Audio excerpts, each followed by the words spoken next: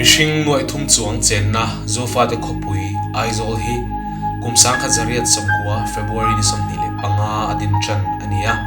khopui thang duang le moi takani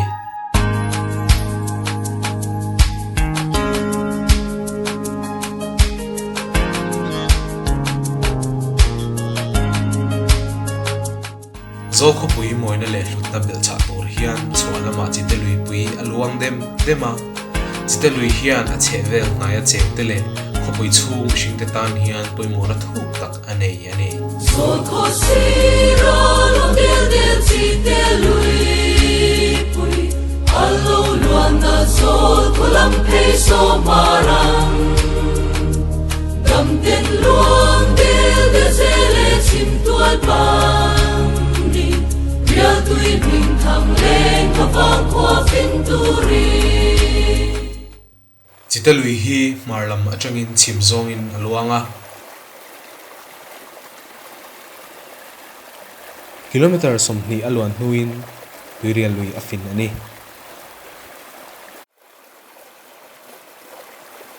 alui nar hi bongkon thrompui ram bun venga umin hengba ka hian thei hai lui mirong lui le lui tidang ten alfin khom bok aizol chualam thilwan khom na ber pakhat ania tun ma chuan sangha chak ai le cheng kolte po anom thina khopui lo thang zela thli le hnom nok alo tam ve te zela chungte awang chuan tun din hmuna hian chite lui chu abul lo to hle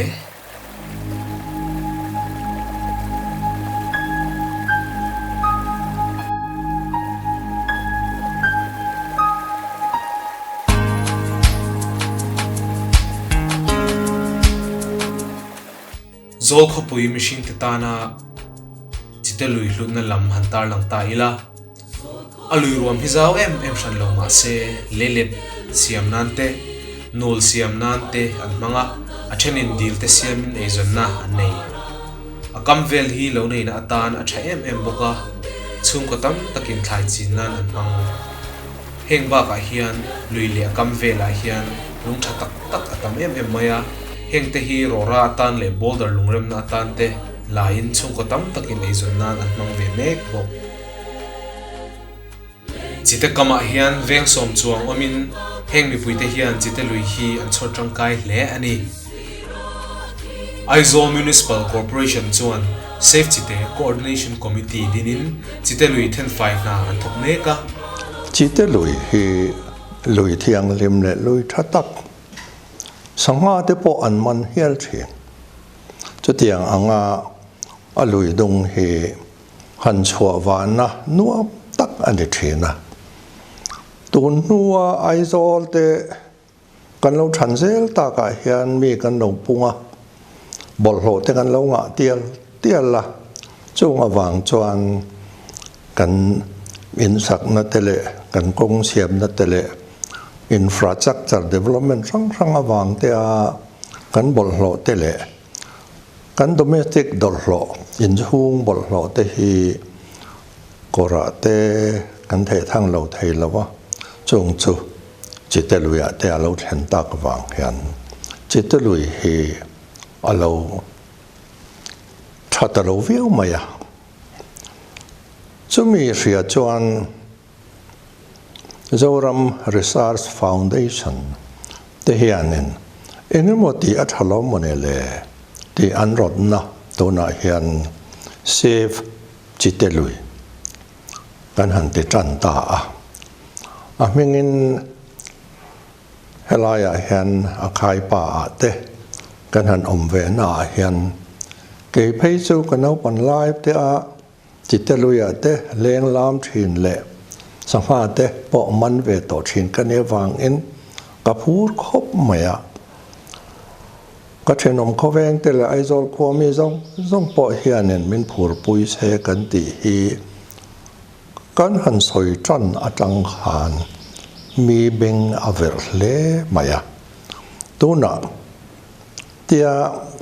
Safe Chite lui scheme ang deuh te a movement ang te nei thei ilawa thave kan han tia po ram hruai tu kan governor te hial po in min lo tui puya ka lom khop maya tu na hian chite lui hi lui lian ni lo ma se tun ma a akam a ngo te tu na chuan mi ten huana ten lo nei a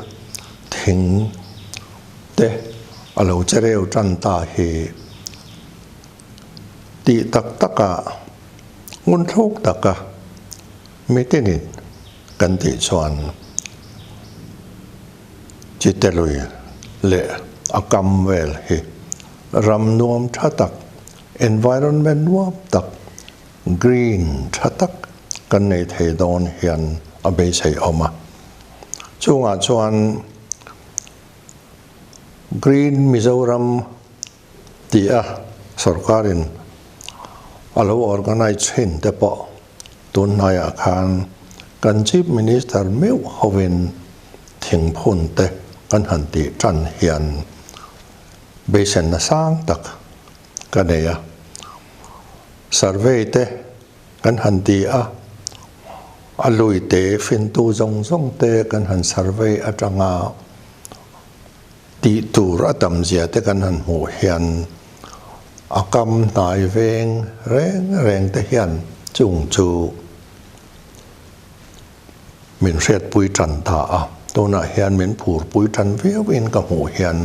lom om ka ti a sarkar ang poin kan Mizoram sarkar kan governor te kan chief secretary te inamin han ho na noya hian tran han lak chho he a phur om hle ani puro kunga chuan zol kho sira luang del del chite lui pui alo luan na zol kholam phei so maran fiara tui thiang te luang del del lengi ne na luya leng nga kan chaina isira thingle mauru an jing le ai alo ti ni fiara tui thiang te luang del del lengi ne na lui a leng nga kan chaina isira thingle mauru an jing le ai luang dem dem ro pia le ya ran Lallawmzuala amalama kan soita ang khan tundin huna hian chite lui hi arum tak mewa aizol kho pui na sitakin alo thangzel bokne bolho luan khom na lui pui achang zauta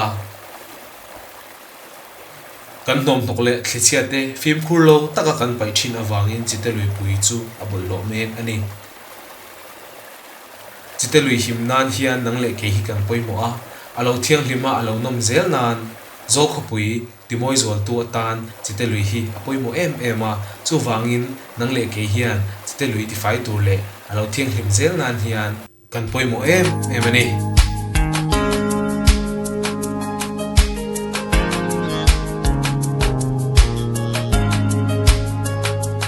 zol kho sira lo del del chite lui pui alo luan na zol kholam phei so marang gam ten luang del del zele chim tual pang ni real tui bing thang leng ka vang khwa fin turi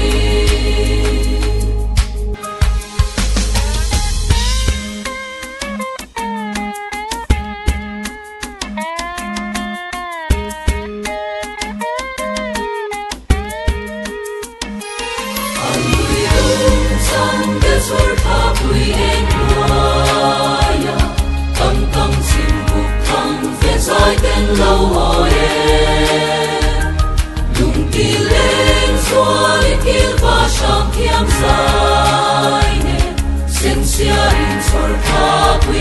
in aron su.